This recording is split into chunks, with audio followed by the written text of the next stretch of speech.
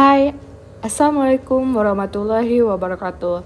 Selamat datang di bagian dasar dari titrasi, yaitu bagian asam basa. Pada bagian pembelajaran ini, kalian akan mempelajari berbagai jenis dari titrasi dan akan mempelajari bagaimana rentang pH suatu indikator titrasi ini bisa bekerja. Nah, yang ada di gambar ini, perhatikan, ini adalah berbagai macam indikator asam basa. Itu ada kristal violet, ada bom kresol merah, dan kresol phenolphthalein, kresol purple, timol biru, dan sebagainya. Di mana berbagai macam indikator larutan ini bekerja dari pH 0 sampai 14, dan mereka itu ada yang bekerja di antara 0 sampai 12 untuk kristal violet misalnya. Kemudian indigo karmin atau karmin ungu itu misalnya bekerja pada pH di antara 11 sampai 14, itu adalah indigo karmin. Nah, jadi dalam rentang pH mereka bekerja ini, nah itu mereka menghasilkan warna-warna khas dari larutan indikator asam basa tersebut. Jadi kita bisa memperhatikan dengan mata. Nah, bagaimana cara kerjanya dalam menentukan pH asam basa dan rentang pH suatu zat, itu reviewnya adalah dapat kita lihat pada contoh soal berikut ini.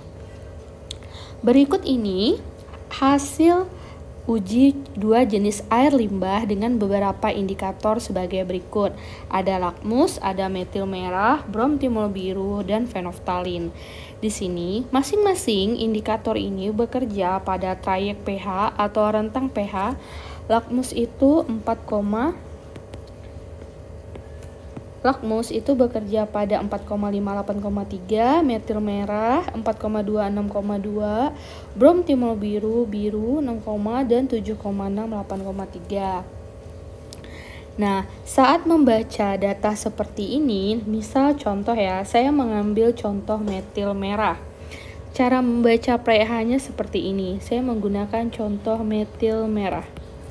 Metil merah itu bekerja pada rentang pH 4,2 sampai 6,2. Maka kalian boleh membuat pH dari ini adalah skala pH 0 sampai 14, tapi ini kerjanya itu di antara 4,2 dan 6,2. Nah, kemudian dibuat garis pH-nya 6,2 sampai 4,2 sampai 6,2. Nah, dibuat garis pH sebagai berikut. Nah, kemudian, di sini ada tertulis cara merah dan kuning, warna pertama dan warna kedua. Nah, warna pertama itu merah, warna kedua itu kuning. Warna pertama itu menyatakan angka pertama. Jadi kalau saya tunjukkan sebagai berikut, warna pertama itu menunjukkan angka pertama. Warna kedua menyatakan angka kedua. Jadi merah ini miliknya 4,2 dan kuning itu miliknya 6,2. Kemudian yang harus diperhatikan adalah jika pH bekerja di bawah 4,2, maka kita buat garis bilangannya itu sebelum.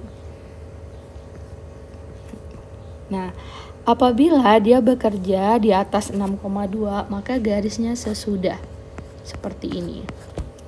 Nah, contoh cara membaca ya. Contoh, ada suatu larutan X itu menggunakan metil merah, itu diberikan pH, ternyata menunjukkan warna merah. Nah, berarti X ini akan memiliki pH sekitar maksimum, kan merah itu ditunjukkan oleh 4,2, berarti pH-nya di kisaran 4,2, maksimal 4,2. X-nya itu maksimal 4,2. Nah, kemudian jika ada pH-Y itu memiliki pH sama dengan 5. Nah, 5 ini berada di sini di tengah-tengah, maka warna yang akan ditunjukkan itu warna yang di antara merah dan kuning. Berarti di antara warna merah dan kuning, berarti warna yang akan nampak adalah warna jingga atau oranye. Jadi seperti itulah cara membaca dari indikator. Nah, sekarang kita masuk ke soal. Di sini ada beberapa data yang harus diperhatikan, itu adalah data indikator, trayek pH, dan perubahan warna ini merupakan data dari indikator itu. Kemudian limbah A dan limbah B ini adalah soal. Nah, kita perlu perhatikan mana data soal itu harus dipisahkan. Kemudian air limbah A itu berwarna biru. Saat menggunakan lakmus menunjukkan warna biru. Nah, berarti saya buat dulu limbah A. Limbah A itu lakmusnya bekerja di 4,5 dan 8,3. Dia itu warna biru. Biru itu adalah warna kedua. Karena dia warna kedua, maka dia 8,3. Nah, karena ini warna kedua itu adalah sesudah. Jadi buat garisnya sesudah. Kemudian air limbah A menggunakan metil merah dan berubah warna menjadi kuning. Kuning adalah warna kedua. Nah, warna kedua itu berkisar di 6,2. Maka saya tulis 6,2 itu sebelum 8,3, 6,2. Karena ini angka kedua, maka saya juga buat garisnya sesudah. Kemudian menggunakan brom timol biru. Brom timol biru limbah A itu menunjukkan warna biru. Biru di data itu adalah warna kedua, berarti 7,6. Buat garis sesudah. Kemudian merah itu 10 ya. Merah ya 10. Nah, setelah membuat garis bilangan seperti ini, nah kalian cukup menghitung mana angka-angka berikut yang dilewati oleh 4 indikator. 1, 2, 3, 4. Harus 4 indikator ya.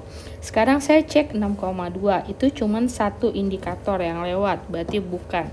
7,6, 1, 2, bukan. 8,3, 1, 2, 3, bukan. Kemudian 10, 1, 2, 3, 4. Berarti ke arah seterusnya itu pH larutan A itu berkisar di antara minimal paling kecil itu adalah 10.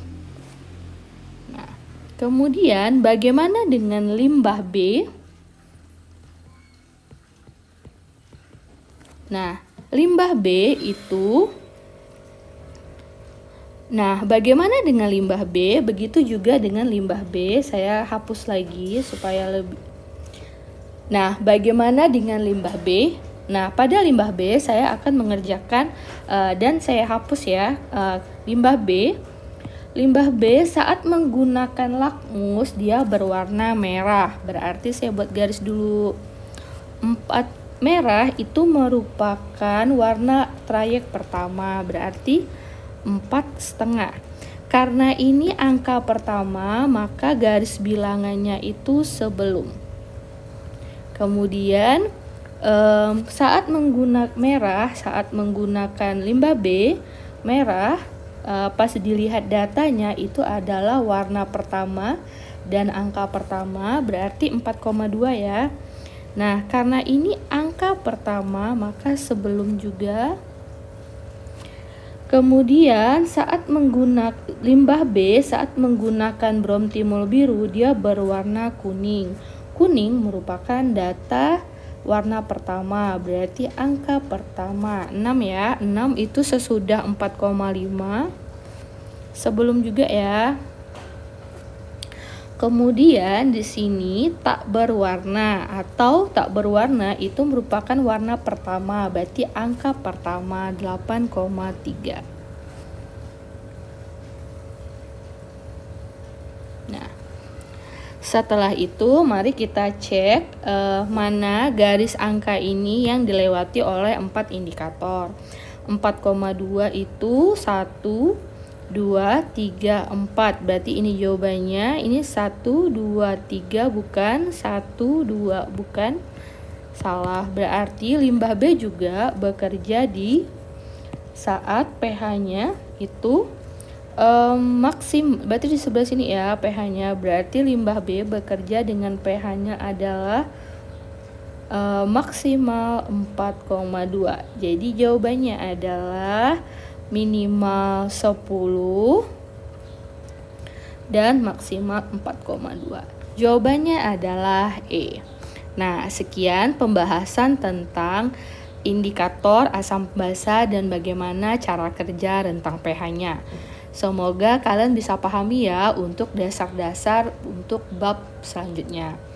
Saya tutup, silahkan coba lagi soal lainnya. Saya tutup. Assalamualaikum warahmatullahi wabarakatuh.